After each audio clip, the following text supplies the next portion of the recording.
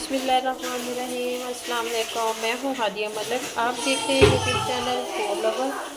तो आज की हमारी रेसिपी है अनार के जूस की। तो जिसके अनार हमने फ्रीज किया हुआ है, तो ये एक अनार है हमारे पास।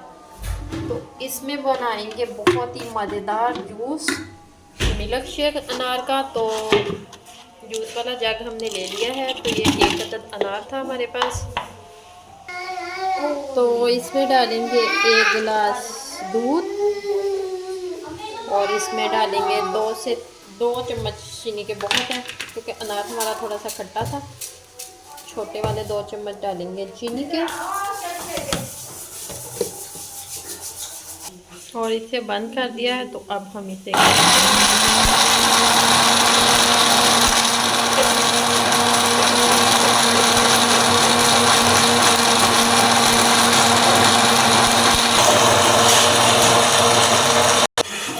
इधर रेडी हो चुका है। तो अब इसे हम डिश आउट करते हैं।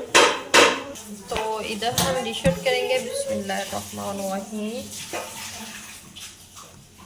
तो माशाल्लाह